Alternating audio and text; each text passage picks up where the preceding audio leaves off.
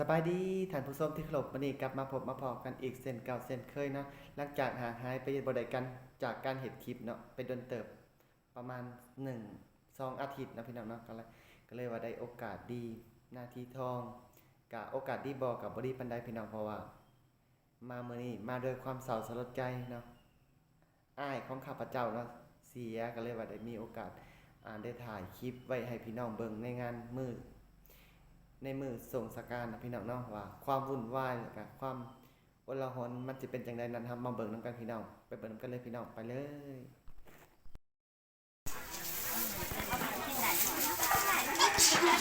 ทำได้กี่หลายว้าวแล้วไม่ดีได้กี่คนนั้นเลยอย่าบอก โอ้ยอีก ได้เมื่อบาทเฮ้ยจอม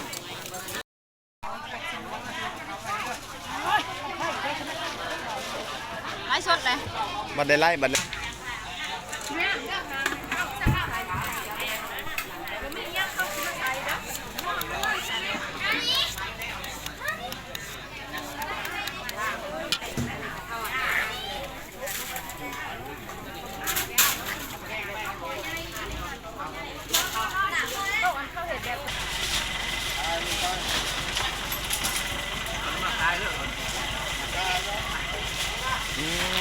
ซาบีบหน้าของเขาใส่หน้า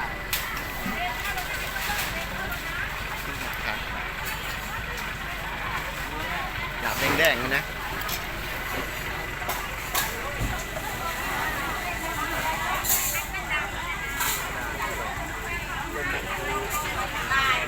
ก็ไปขายเด้อ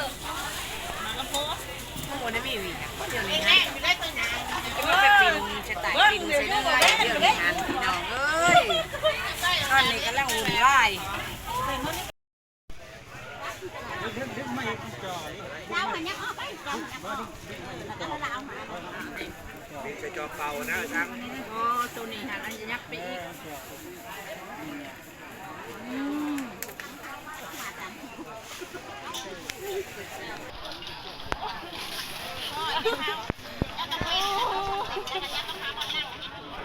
ซาวเสิร์ฟยูทูบเบอร์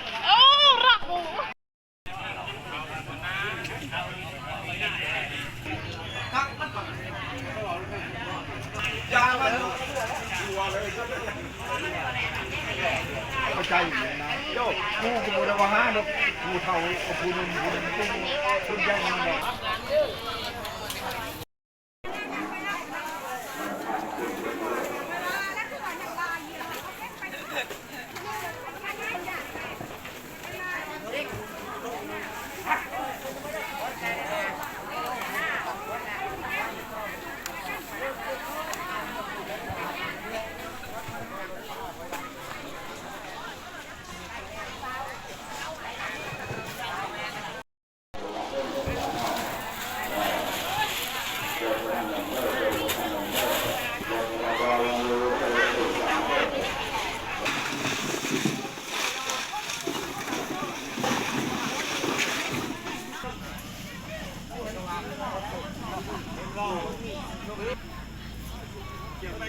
ตานับ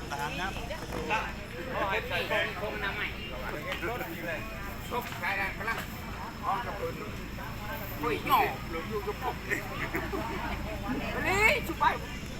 ดูว่าอะไรถอดออกใช่เหรอป่ะอันนี่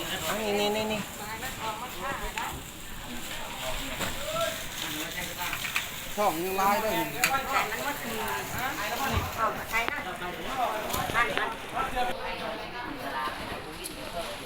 ใช่เลย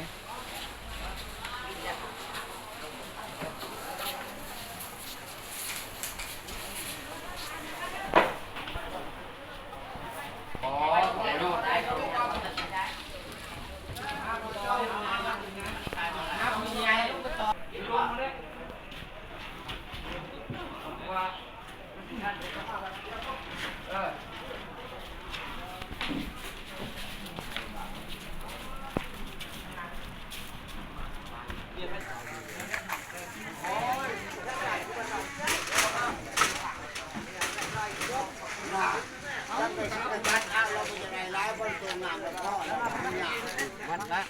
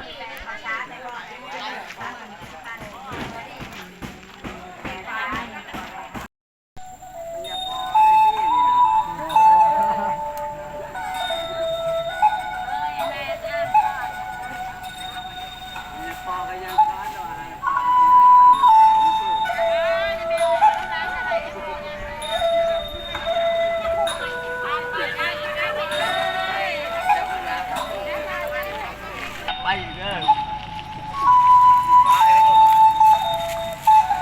ไม่อยากบาดคำนะพอแล้ว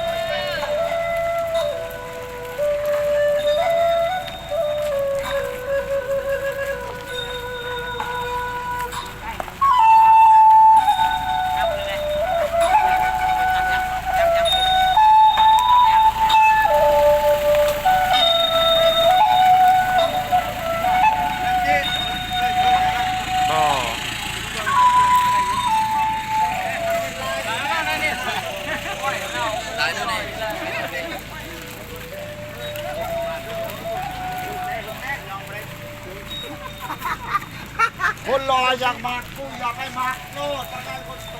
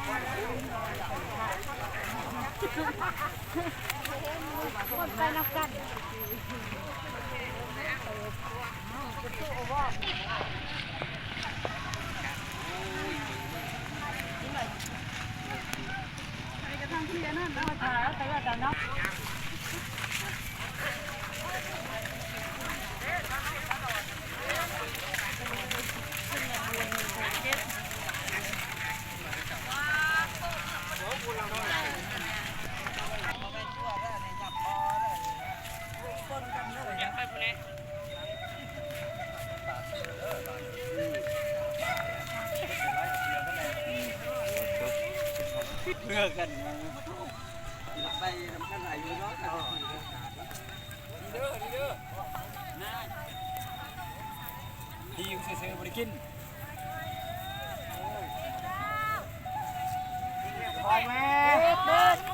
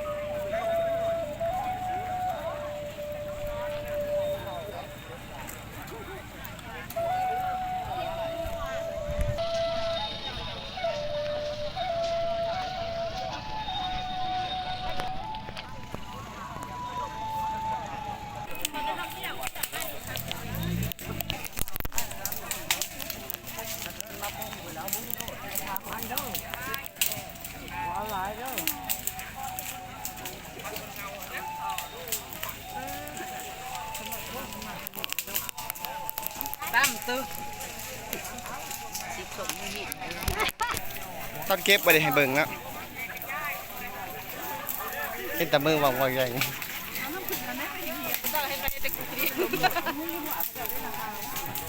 จะเก็บกับใครเจ้า ช่วงนี้ไหมไล่สด บ่ได้ไล่สดวิดีโอ ถึงสองแม่อากีเจ้าจังหนุ่มโอ้ยมาหน่อยได้ค่ะนี่กระเพาะอีกมันเป็นกระเพาะอ่ะเน็ตกู้มันจากเบิดเหรอกระเพาะบ่เราไปเจ้าจะการห้องชิวบ่ แม่นห้ามบ่ได้ใส่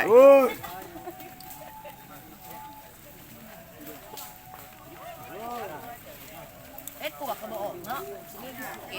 กำลัง พวกมัน ตัวกำลังชีวิต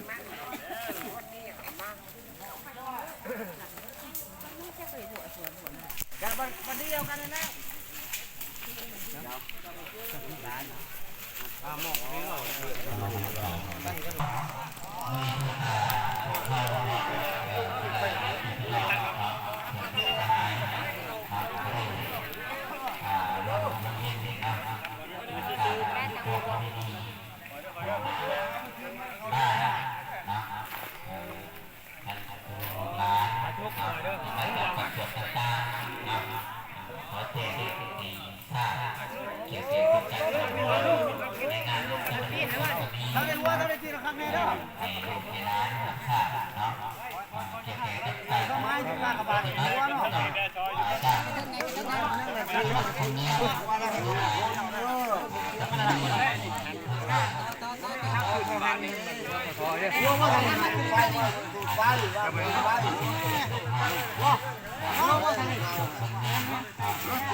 ว่าปินใหม่ได้เป็นพิษยังไงพิษยังพิษยังไงพิษยัง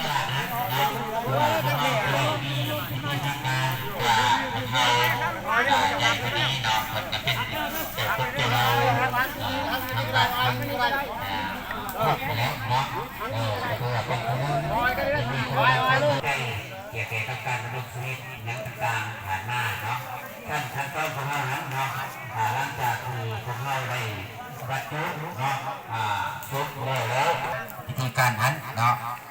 เพื่อเป็นแสดงถึงความโศกเศร้าแล้วเนาะสลดใจต่อการสูญเสียของผู้นำหรือว่า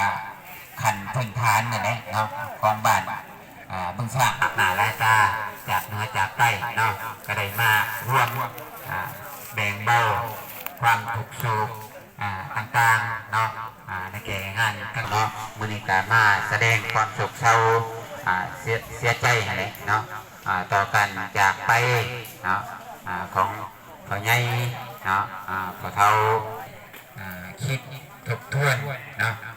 ตอนปัญหาดังกล่าวหลังจากทำพิธีทางศาสนาแล้วเนาะแต่เพิ่นก็จะได้สำหรับเครื่องเย็นบัวพร้าวเด้อเนาะพอมันมีขั้นตอนอยู่เด้อลูกหลานของเราเด้อให้เราทาสกอนเนาะเพื่อความเป็นระเบียบเรียบร้อยเลย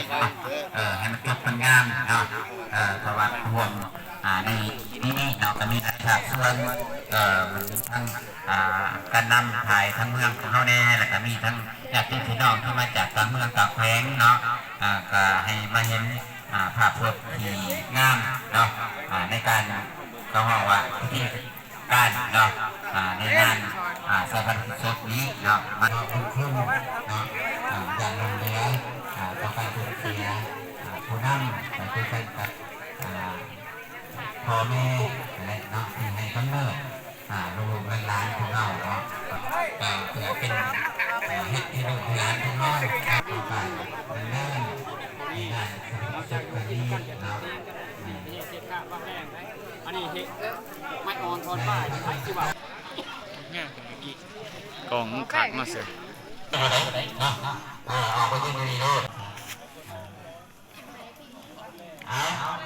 คุณหน้าขอความสงบเนาะไปอย่างบ่มีวันหวนกับคืนมาพบพ่ออีกเนาะสหายคำสาแก้วดวงดีเนาะอดีตกรรมการแม่เราสังสารบ้าน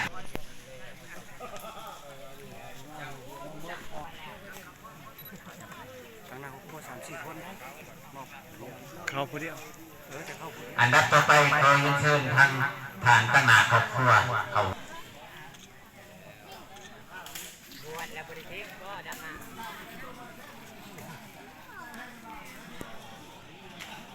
ยาวคอยเข่าเยอะอย่ามันอยู่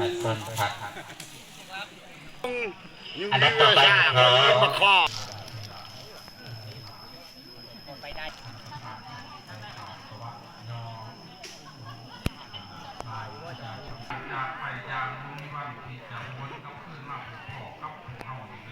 สหายข้ามช้าเกิดเมื่อวันที่เช้าหา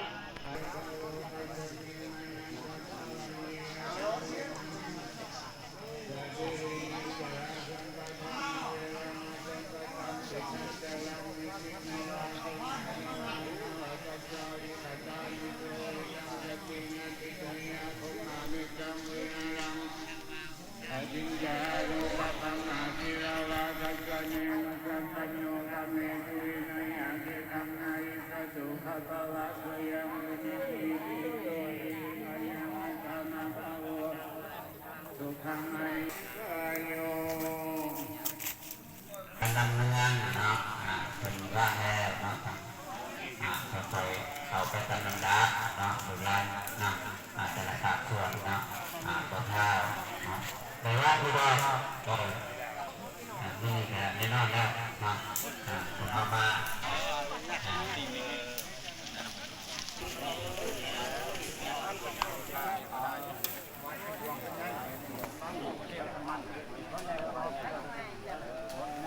เอาเท้าเนาะเขาว่างเนาะเขาว่างเย็นเนาะแล้วก็ด้านทางในพื้นที่ของเฮาก็เขาอยู่ทางส่วนขั้นตะวันออกก็ได้เนาะลำดับทางเนาะอาจารย์เนาะกับเจ้าในนามคณะในทั้งครอบครัวก็แสดงความโศกเศร้าสลดใจเนาะต่อไปเสียพอปะเทาเนาะที่เป็นกำลังรักของครอบครัวของพระเจ้าเจ้าก็มีอย่างเนาะขอหัวใจท่านแก่กระดานฐานญาติพี่น้องอยู่ใกล้อยู่ใกล้จะได้เราเวลาบางร่วมการนี้อย่างทุกคนทุกคนประธานญาติพี่น้องประธานแขกทุกประชาชนต้องรับบ้านยังเพื่อนเพื่อความสวัสดิภาพยังมีเรื่องตลอดทั้งสู่ในการงานของประธาน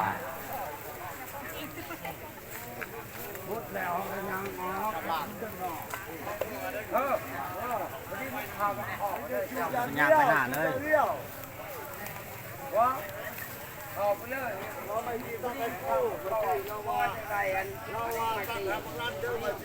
รอจะน้อยพูดยางไปทั้งคน ทางการส่วนในขาวเป็นตัวโบราณคนไหนเนาะจะต้องได้มีกิจการเล็กเนาะไว้สำหรับลูกหลานพวกเขาแต่ละภาคส่วนนิยมดีใจนำเนาะ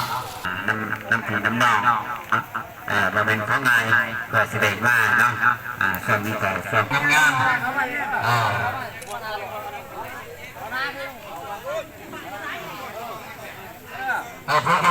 ผู้ตำกันอยู่ทั้งหน้าเนาะกระชั้นกระบุงเห็นเลยเนาะเห็นเป็นหน้าแพ้ได้เดี๋ยวกะบ่งามไหมยำเอาก่อนตีสี่คนครบได้บัตรบอกอุ้ยยินดีว่าใครบอกอันนี้มันมีการเป็นว่ารถนาเด้อหมักข้าวด้วยนะหมักข้าวเด้อเพราะว่าเพิ่นสิแล้วยั่วแล้วยั่วออกพอให้ลูกให้หลานเนาะ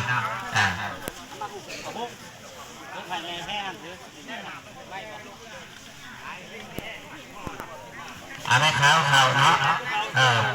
ผู้น้อยนั่งทั้งนากะตี้โค้งเด้อตี้โค้งใครบันเดียวมันสิบดกันเนาะอันตัวสูงก็อยู่ทั้งหลังเนาะผู้ต่ำก็อยู่ทั้งนาเนาะกระสันมันกระสันเห็นเลยน้ำปลาปีเรียนแถวเป็นเบาเรียนแถวเป็นเบาทางล่างนะผู้ทางล่างนะอยู่ตรงนี้นะทางล่างเรียนแถวเลย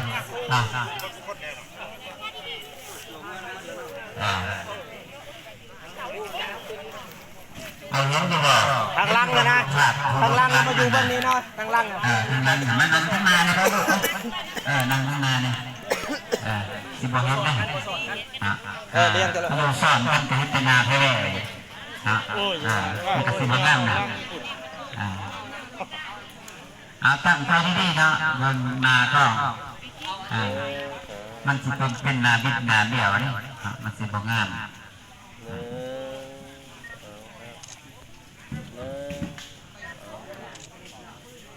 แล้วโอเคดีๆไม่รักดีๆให้แนวส่งอยู่นั่งลงมาเป็นมาได้ไงเกี่ยกันได้ว่างเพื่อนหอมแม่อีกวันนึงพอซื้อนี่มันเพื่อนว่างเพื่อนหอมแล้ว เพราะว่าเขาได้มอบหมายแล้วเนาะติดตามบนฟื้นไฟยังติดตามเลยเนาะเพื่อให้มันให้มันจบมันงามแบบสุดท้ายเนาะการใส่ลูกหลานเด้อเนาะบรรดาเธอเนาะเขาคนในกองสุ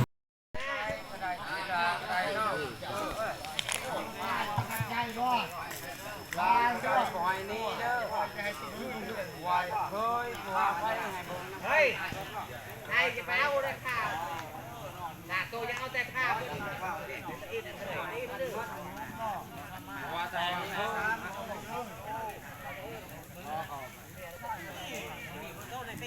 เฮ้ยเอาไว้เพื่อนเพื่อนจะดาวต่อไปโน่เอ้าคนไทยเพื่อนมาเลยอย่าตัวพูดคนมองไปด้วยเด็กปากแก้ที่จ้าเฉยเลยเอาเข้าบ้านเลยโอ้แก้เจ้าเด้อเรียก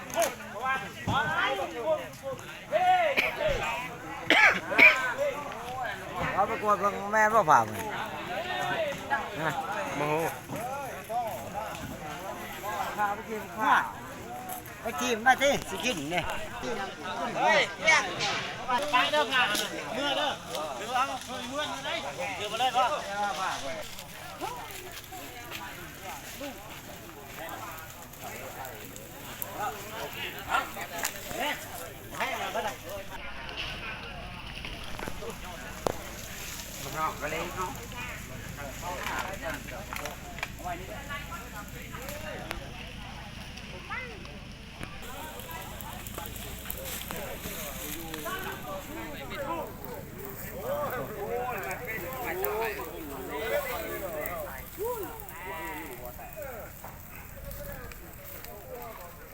ยาวมากใน